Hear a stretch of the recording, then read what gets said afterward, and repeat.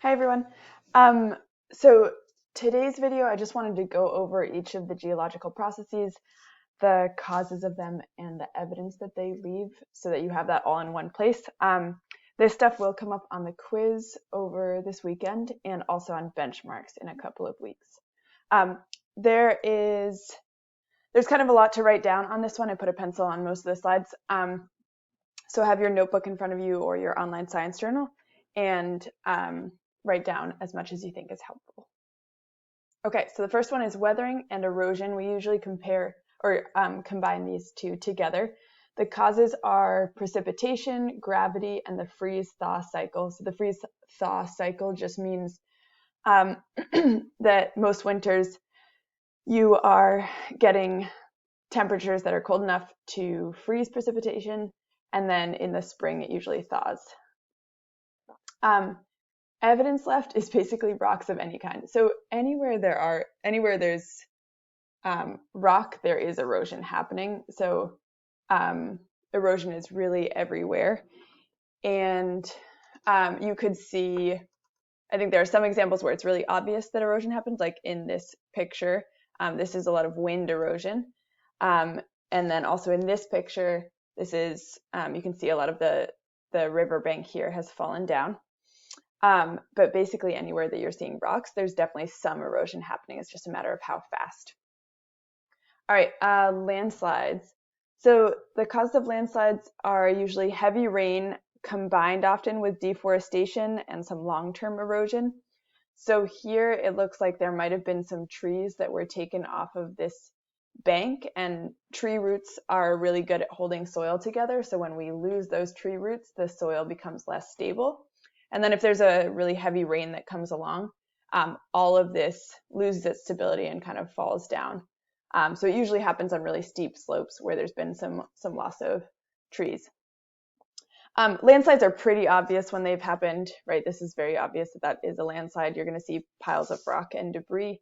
That evidence might not last for a very long time. So this just happened right before this picture was taken.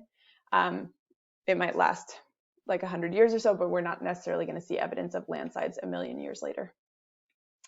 All right, glaciers. We talked about this one in class, so I'll just go over it quickly. The cause, of course, are precipitation that's been frozen and compacted, so ice and snow that's been compacted over a long time.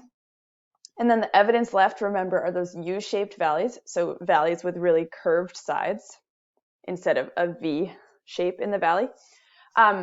And then also these deposited rocks, which we call moraines. So you can see in this image, this is when a glacier is still here. You can see these piles of rocks that the glacier is turning out. Those piles of rocks will last long after the glacier has melted. So we can look at certain piles of rocks, and if there are some characteristics that tell us that there has been a glacier there in the past, even millions of years later. One evidence of a moraine is actually Cape Cod in Massachusetts. So that whole part of Massachusetts that goes out into the ocean, that's a really, really big moraine that was left by glaciers many thousands of years ago. Oops. All right. Mountain building, we talked about this one as well. This always happens at a convergent plate boundary. And the evidence that's left is basically that mountains are getting taller over time, and this happens pretty slowly, right? Just a centimeter or two per year.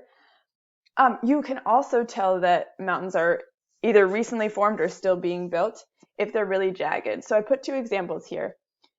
These are really old mountains. This is actually the mountains right next to where I grew up. This is Mount Washington. And you can see it's really like curved and kind of flat. It's not very steep. That's because this has been eroded for a really long time and it's not currently getting any taller. So that's a lot of erosion that's caused that to become flatter. Whereas these mountains are pretty new, and by pretty new, I mean just over the last several million years. And there hasn't been as much time to erode them. So they're really steep still. And these ones are actually still growing. That's the Himalayas. Okay, seafloor spreading. The cause of this is a divergent plate boundary. And you can see in this picture, the magma comes up at that divergent plate boundary and it cools when it hits the water. And then we get this kind of like ridged rock happening right next to it. The evidence, The evidence that's left by seafloor spreading is just pretty new crust at the bottom of the ocean. All right, earthquakes can happen at any tectonic plate boundary, divergent, convergent, or transform. Basically, any time that those plates kind of move a little bit, you're going to get an earthquake, sometimes bigger than others. The evidence that's left by this doesn't often last for very long in terms of like millions of years. So we would see faults in the earth, like you can see in this picture here. That's a crack in the highway caused by an earthquake, I think at the San Andreas Fault in California.